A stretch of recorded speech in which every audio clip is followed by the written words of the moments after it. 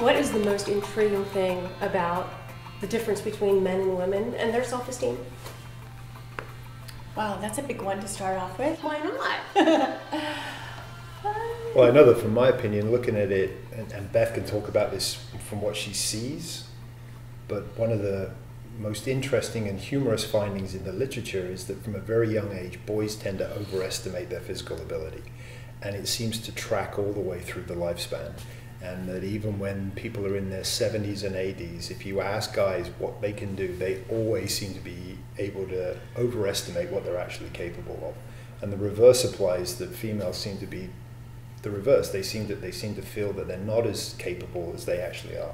I mean, I know that in my work with athletes, it's amazing. I spend more time telling my male athletes, you're really not as good as you think you are, in a humorous way. I mean, but with the females, it's really about, you're really great. I mean, I had one athlete who, she was number 7 in the world in an event which was quantitative. So it's a swimming event, there's an actual time, she's ranked number 7 in the world, but she had just incredible confidence issues. And I remember sitting down with her and showing her the rankings, the world rankings. And we were going into an Olympic year, and she looked and she goes, yeah, but that's not really where I am. Whoa. And we started having conversations about, yeah, but that girl number 8, she took the year off, and number 9, she's coming back from injury, and before we know it, she'd talked her way down to about 16th. And I was just absolutely stunned. So the reality is that's actually not uncommon and fairly general. So we have a tendency for guys to overestimate their physical ability. One of the key parts of body image and key parts of physical self-esteem is that physical ability element. So guys tend to have, in general, a higher sense of their body physique than females. And there's lots of different reasons for that, but that is definitely a pretty robust finding in the literature.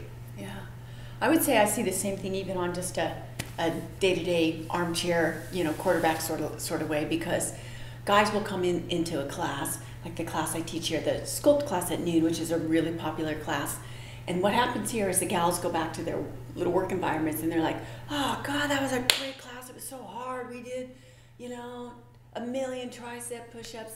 And the guys around are like, yeah. And so the girls will egg the guys on to come to class. And the guys just, they come in, they're totally overconfident. They pick up heavy weights. They're just ready to rock and roll. And they're dying. They're stopping, they're taking water breaks. They're just like, and after class, they're like, oh my God, I can't believe it. But it's not, but they have a good time with it. Like it doesn't freak them out that everyone else was going on and they weren't. They're just like, oh yeah, I'll be back, that's great.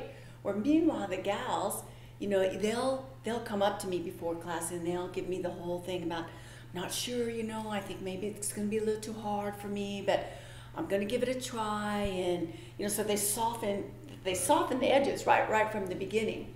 And I think at the end of the day, and we've talked about this a lot, one of the reasons I love teaching is I love just lighting that fire of somebody going, holy heck, I never thought I could do that, right? And that's cool, that's a cool thing, and I think it has lasting value. That's very cool. But here's a silly question probably.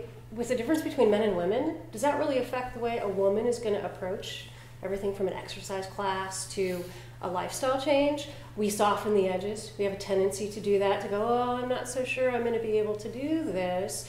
Does that have a long-term impact for women, do you think? I would imagine that there's a generational effect here as well. I mean, post-1972 with Title IX, right. I mean, the girls that I work with and the girls that I see who are playing competitive sports, who eventually are going to transition into more lifetime fitness activities, they're as much like the guys as the guys are. I mean, there really has been a leveling of the playing field because they're now much more familiar, the expectations are the same.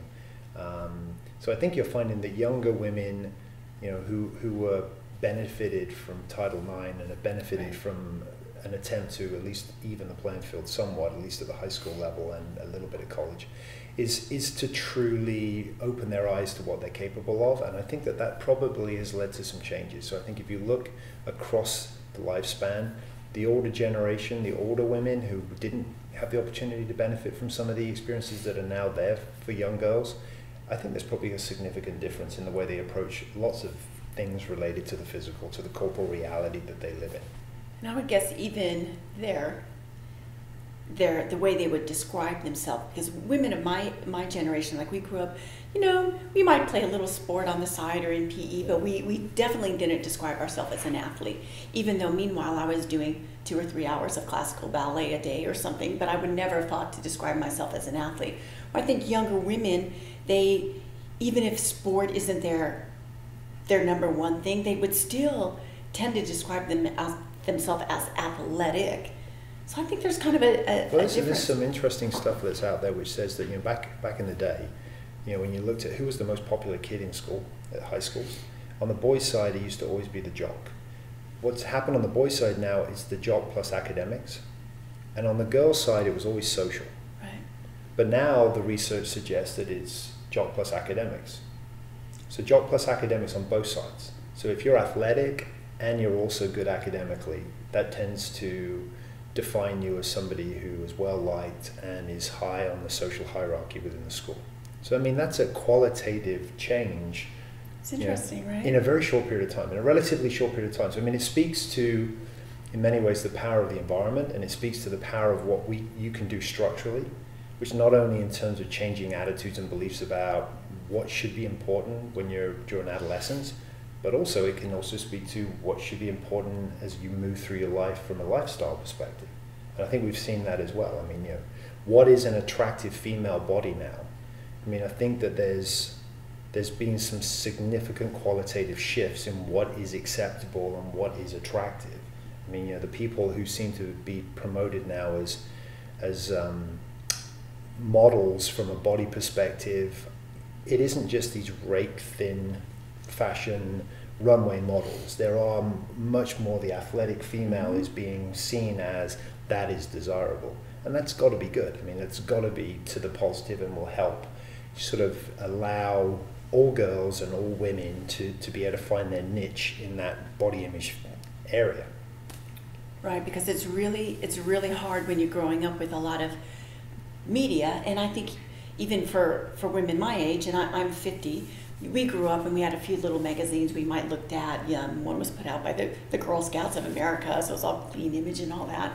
But then you come up and there's like, girls today are bombarded with so much media that if we didn't have those kind of images, I think to counterbalance, it could be pretty crazy.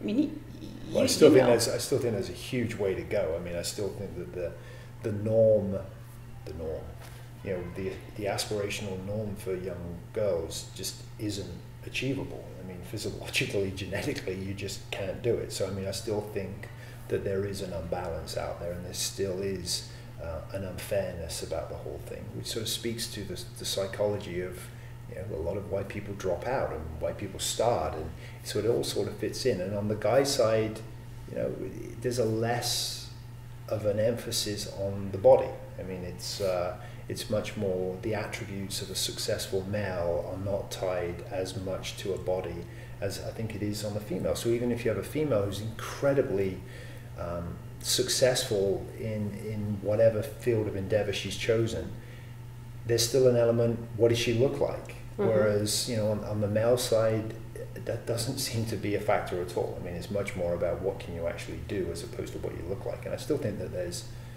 huge imbalances and discrepancies into expectations of what it is to be female, what it is to be male.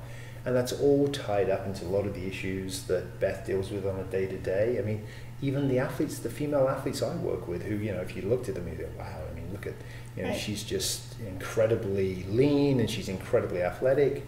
Disordered eating patterns at best, eating disorders at worst, are still extremely common, right, in the type of sports that I work with on the female side.